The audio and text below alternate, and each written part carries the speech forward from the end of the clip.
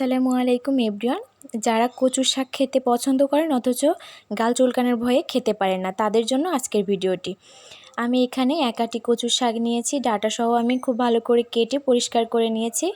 এখন চুলায় একটা কড়াই বসিয়ে আমি কচুর শাকগুলো দিয়ে দিব। আমি এখানে ইলিশ মাছের মাথা দিয়ে রান্না করব, তার জন্য মাথাগুলো মাছ থেকে চিড়ে নিয়েছি, দেখতেই পাচ্ছেন।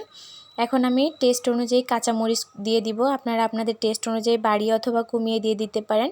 আমি এখানে একটা পেঁয়াজ কুচি দিয়ে দিয়েছি। এখন টেস্ট অনুযায়ী লবণ দিয়ে দিব আর 1 কাপ পানি দিয়ে এখন আমি ঢাকনা দিয়ে চুলায় বসিয়ে দিব।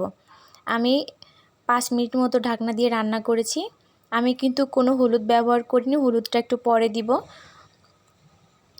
দেখতেই পাচ্ছেন কচুটা কিন্তু অনেকটাই সিদ্ধ হয়ে গিয়েছে। এখন আমি একটা চামচের সাহায্যে কচুটা ম্যাশ করে নিব। দেখতেই পাচ্ছেন কচুটা কিন্তু ম্যাশ করা হয়ে গিয়েছে।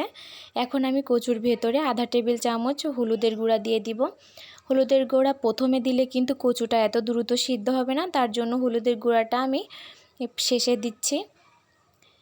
আমি কিন্তু এখন কচুটা হাই হিটে জাল করে সব পানি শুকিয়ে ফেলবো। দেখতেই পাচ্ছেন পানিটা কিন্তু প্রায় শুকিয়ে এসেছে। এখন আমি চুলার থেকে নামিয়ে নিব।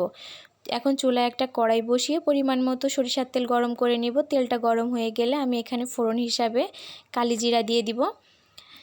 এখন আমি এখানে একটা তেজপাতা দিয়ে দিয়েছি।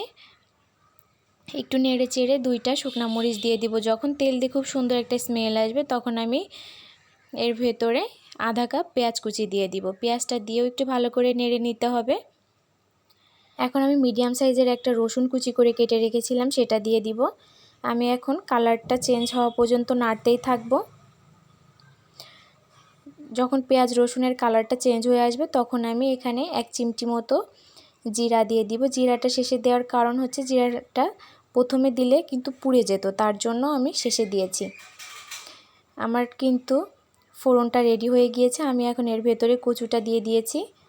কচুটা দিয়ে এখন অনবরত নাড়তে হবে, না হলে কিন্তু নিচে লেগে যেতে পারে। আপনার কচুর কিন্তু টেস্টটাই যত নাড়বেন তত ভালো আসবে। এখন আমি এর ভেতরে আধা টেবিল চামচ চিনি দিয়ে দিচ্ছি। চিনি দিলে কিন্তু খেতে অনেক বেশি মজা লাগে। দেখতে পাচ্ছেন কালারটা কিন্তু অনেকটাই চেঞ্জ হয়ে গিয়েছে এবং একটা আঠালো আঠালো ভাব চলে এসেছে। এই পর্যায়ে কিন্তু একটু সময় নিয়ে ভাজতে হবে। যত ভাজবেন খেতে কিন্তু তত বেশি মজা লাগবে আর কিন্তু গাল চুলকাবে না। আপনারা যদি আমার রেসিপিটি ফলো করে বাসায় ট্রাই করে থাকেন অবশ্যই আমার কমেন্ট বক্সে জানিয়ে যাবেন।